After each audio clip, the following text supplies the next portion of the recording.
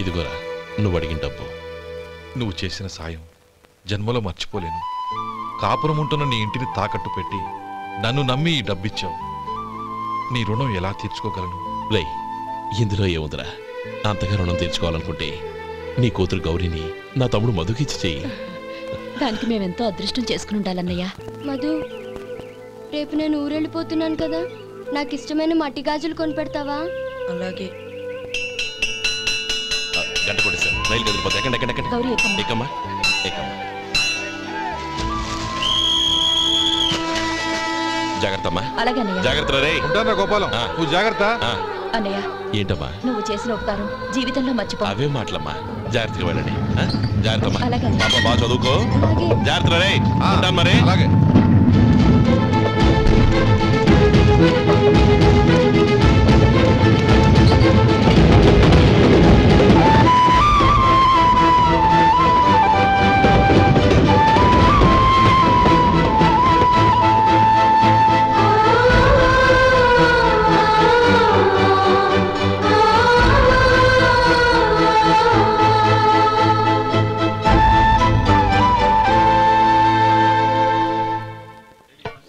వడుందా? ఇంట్లో చెప్పొచ్చావా? అలాంటివే ఉండవు ఇక్కడ. ఏమడిగారు? వాడా. ఒక్క నిమిషంలో వస్తా.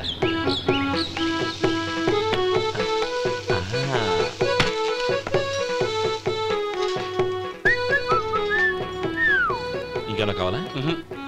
వద్దు. ఇవాళ మన హోటల్లో వడవేయలేదుగా, మరి ఆ వడెక్కడిది? నిన్న ఎలకబోలో వడ పెట్టాను, అదే ఇది. మరి ఎలక? అది వాసన చూడగానే చచ్చిపోయింది. చూసారా గురువు గారు, మీకోసం మీ హోటల్ కోసం మేమిద్దరం ఎంత పాటు పడుతున్నాం. థాంక్స్ అయ్యా. ఇప్పటికైనా మా జీతాలు నెలకు. నాకేమో. సుబ్బారాయుడు బాగున్నావా? ఎప్పుడొచ్చా? మీ ఆవిడని కబరాన్ని పంపించావా? మీ అమ్మాయిని కబరాన్ని పంపించావా? ఓకే, నేను కలుస్తానులే. మీకేం కావాలి సార్?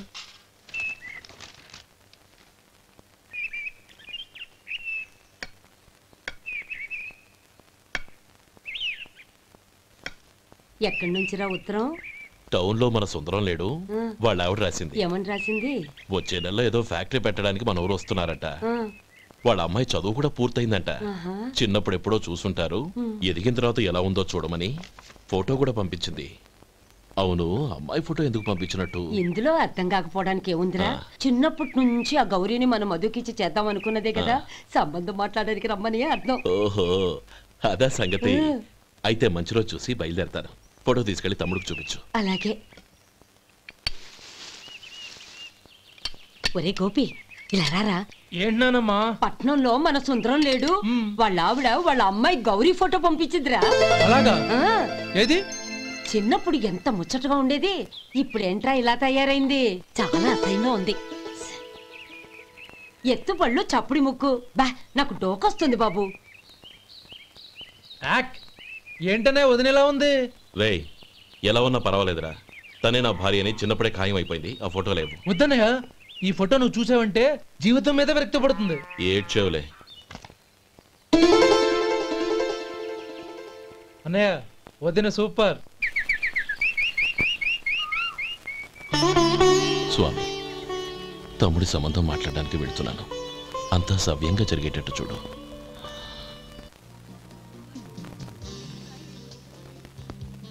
ఎలా ఉన్నారండి? బాగున్నానండి, మీరు ఎలా ఉన్నారు? బానే ఉన్నాను. Congrats sir.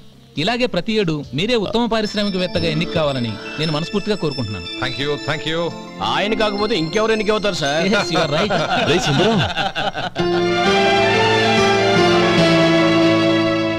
ఎలా ఉన్నావురా? బాగున్నావా? ఏంటంటే అలా చూస్తున్నారు? సుందరం నా స్నేహితుడు, పైగా మా ఊరివాడు. చెప్పరా? ఎక్స్క్యూజ్ మీ, ఇలా కూర్చుని ఇప్పుడే వస్తాను. అలాగే.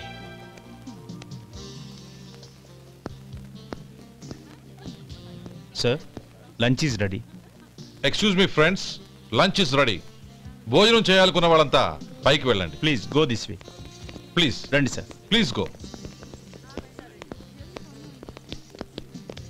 ఎక్స్క్యూజ్ మీ, మీరు కూడా భోజనానికి వెళ్ళండి. అలాగేనండి. నువ్వెక్కడికి?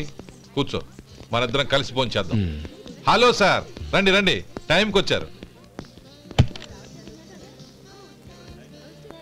అన్నయ్య గారు మీరా? నమస్కారం అండి. ఎంతసేపు అయింది వచ్చి? ఇప్పుడే వచ్చానమ్మా. ఇంట్లో అందరూ బాగున్నారా? అందరూ బాగున్నారు. అవునమ్మా, అమ్మాయి గౌరీ ఏది? తన ఫ్రెండ్ ఒక అమ్మాయి అమెరికా నుంచి వస్తోంది. రిసీవ్ చేసుకోవడానికి ఎయిర్పోర్ట్కి వెళ్ళింది అన్నయ్య. ఏంటి ఇంత సడన్ గా ఊడిపడ్డావు? అబ్బే ఏం లేదురా, నా తమ్ముడు పెళ్లి గురించి మాట్లాడదామని వచ్చాను. ఓహో, ఏదైనా డబ్బు సాయం కావాలా? అదేంట్రా సుందరం, నా తమ్ముడికి నీ కూతురికి పెళ్లి జరిపిద్దామని చిన్నప్పుడే అనుకున్నాం కదా. అవును, నీ తమ్ముడు ఏం పని చేస్తున్నాడు? హోటల్లో పనిచేస్తున్నాడు. జీతం ఎంత? నెలకి 850 దాకా వస్తుంది. ముఖేష్, కనకారావు. సార్. అయ్యా. ముఖేష్ సార్. నీ జీతం ఎంత? 10,000 సార్. అంటే 10,000. Yes sir. నీ జీతం ఎంత? 2,000 అయ్యా. ముఖేష్ సార్. వాడి టవల్ నీ భుజం మీద వేసుకుని నీ కలజోడు వాడికి పెట్టు. సార్ అది do what I say. Yes sir.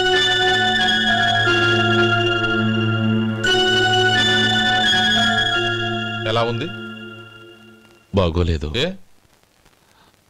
Coat boot వేసుకున్న ఆయన టవల్ వేసుకున్నాడు, పంచె కట్టుకున్న ఆయన కళ్ళజోడు పెట్టుకున్నాడు. పొంతన లేదు కదా. ఇక మీరు వెళ్ళండి. Yes sir. నీ తమ్ముడికి నా కూతురికి పెళ్లి జరిగిందంటే వాళ్ళ జంట కూడా ఇలాగే ఉంటుంది. ఒకప్పుడు నువ్వు నాకు చాలా డబ్బు సహాయం చేశావు, నేను కాదంటం లేదు. కావాలంటే ఆ డబ్బు వడ్డీతో సహా తీసుకో. అంతేకాని ఇలా సంబంధం అది ఇది అని మాట్లాడటానికి ఇంకెప్పుడు నా ఇంటికి రావద్దు. అవతల నాకు చాలా పనులున్నాయి, వస్తాను. ఎలాగో వచ్చావు కాబట్టి భోంచేసి వెళ్ళు. ఒక్క నిమిషం సుందరం గారు, మీరు నా పాత స్నేహితులు సుందరం అనుకుని వచ్చాను. ఇలా డబ్బున్న సుందరంగా మారారని తెలుసుంటే అసలు ఈ పక్కకే వచ్చుండేవాడిని కాదు. కనీసం భోంచేసి వెళ్ళమన్నారు, చాలా సంతోషం. వస్తానండి. వస్తానమ్మా.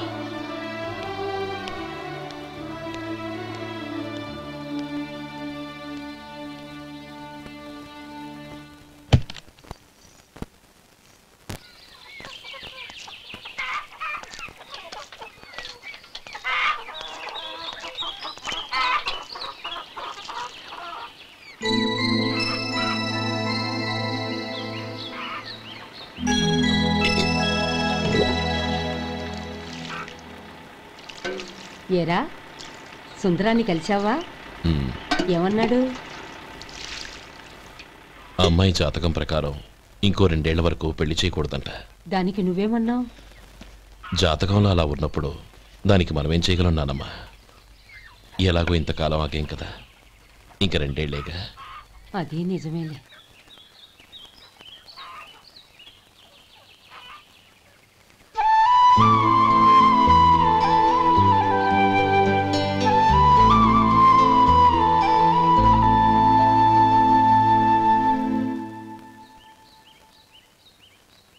అక్కడ నిన్నెవరైనా అవమానించారా అన్నయ్య? అబ్బే, అలాంటిదేం లేదే. అవును, ఎందుకలా అడిగావు? అన్నయ్య, చిన్నప్పటి నుంచి నా మొహాన్ని నేను అతనిలో చూసుకున్న దానికంటే నీ మొహాన్ని ఎక్కువగా చూశాను. నీ ప్రతి కదలికకు అర్థం నాకు తెలుసు. ఒకటి మాత్రం నిజం అన్నయ్య, నువ్వు తలంచుకుంటేనే గౌరీ నాకు దక్కుతుందనుకుంటే ఈ జన్మే కాదు, ఎన్ని జన్మలెత్తినా అవి నాకు అక్కర్లేదు.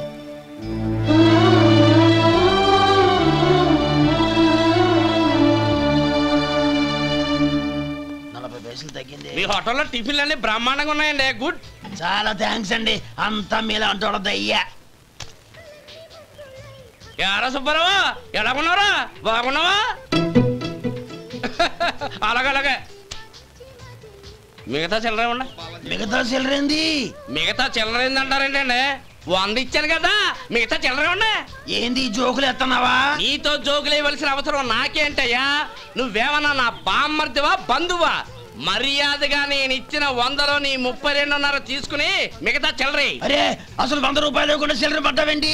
నీకేమన్నా మతిపోయిందా? మతిపోయిందా? నాకు కాదు, నీకు. ఏమండి విన్నారా? ఏమండి నా బిల్లు 32.5 అయింది. నేను 100 ఇచ్చాను. బిల్లు 32.5 తీసుకుని మిగతా చెల్లిమంటే అసలు నేను 100 ఇవ్వలేదంటే ఎందుకయ్యా అబద్ధాలు ఆడతా? ఇచ్చే ఉద్యానంటే ఒక బసరైపోద్ది. వచ్చారంటే పెద్ద పెద్దరాడి తీర్పు చెప్పడానికి ముందు నువ్వు బిల్లు కట్టు. నేను బిల్లు కట్టడం ఏంటయ్యా బాబు? ఇప్పుడే టిఫిన్ చేయడానికి వస్తుంటే. మరి ఇంకే 9 హోల్స్ మూసుకొని లోపలికి తోపి తిను. ఎల్లు.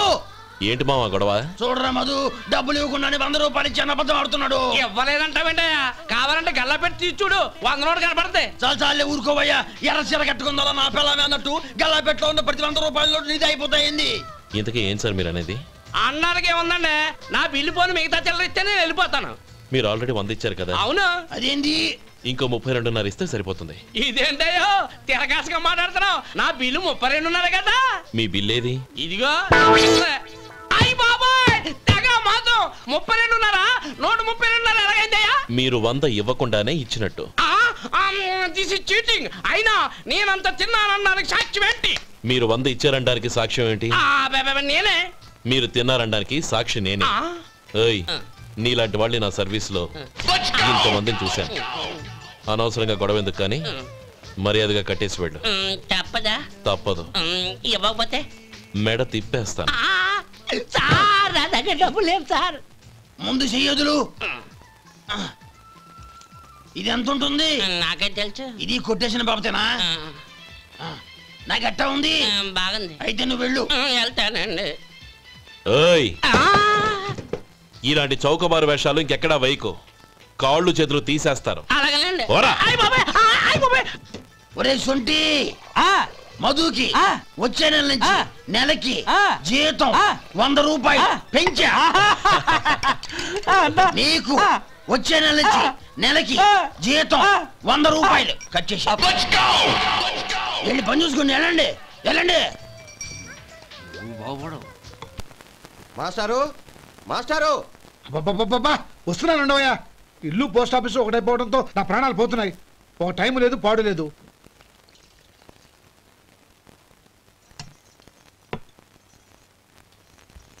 ఏమండి, సాయంత్రం అమ్మాయిని చూసుకోవడానికి పెళ్లివారు వస్తున్నారు. అయితే మర్చిపోతారేమోనని. ఎందుకు మర్చిపోతాను? ఇది 36వ సంబంధం. వాళ్ళందరికీ నచ్చంది, వీళ్ళకి మాత్రం నచ్చుతుందా? మర్చిపోతానంట, మర్చిపోతాను. ఏంటో కంగారు? వస్తున్నాను కదా. ఏం కావాలి? 2 ఇంగ్లాండ్ కవర్లు, 2 కార్డులు రండి.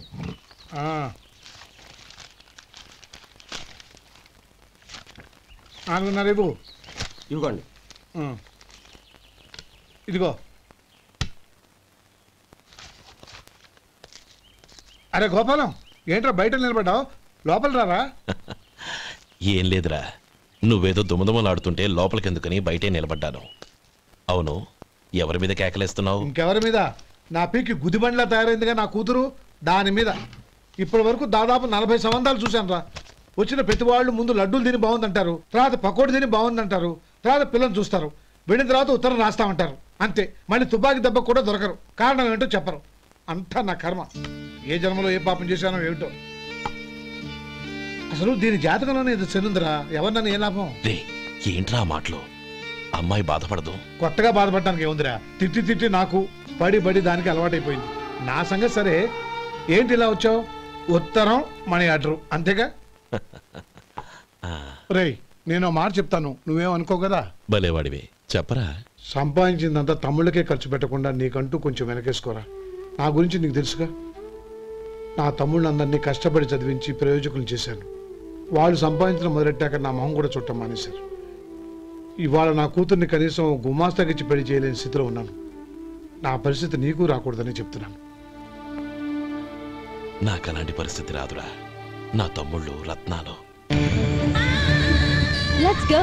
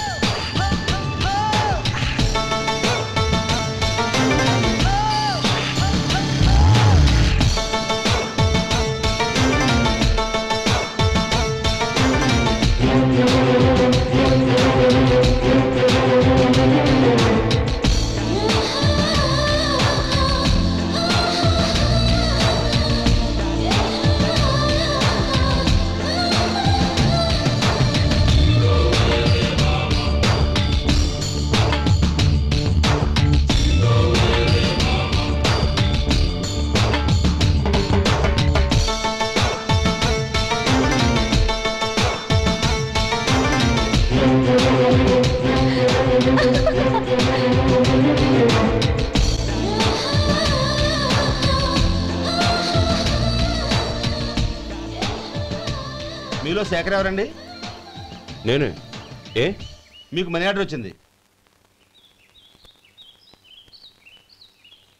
ఇక్కడ సంతకం పెట్టండి. రే మధు. అరే శంకరం బాబాయ్ మీరా? ఆ. రే ఓ స్పెషల్ టీ బై రండి కూర్చొని మాట్లాడుకుందాం. అలాగే. ఏంటి ఇలా వచ్చారు? ఏం లేదురా, ఆ. పట్టణం నుంచి పెద్దోళ్ళు ఎవరో వచ్చారు. మన ఊళ్ళో ఏదో ఫ్యాక్టరీ పెట్టబోతున్నారంట. తోట బంగ్లాలో దిగారు. సరే. వాళ్ళకి ఒక డ్రైవర్ కావాలంట, అందుకోసం వచ్చాను. అవును, అంతకుముందు నువ్వు మోటార్ ఫీల్డ్ లో పనిచేసావు కదా, నీకు తెలిసిన డ్రైవర్ ఎవరైనా ఉన్నారా? జీతం ఎంత ఇస్తారు బాబాయ్? 2000 దాకా ఇస్తారు. అయితే ఎవరో ఎందుకు, నేనే వస్తాను. ఏంటి నీకు డ్రైవింగ్ కూడా వచ్చా? మనకు రాని పని అంటే ఏముంది బాబాయ్, తీసుకోండి.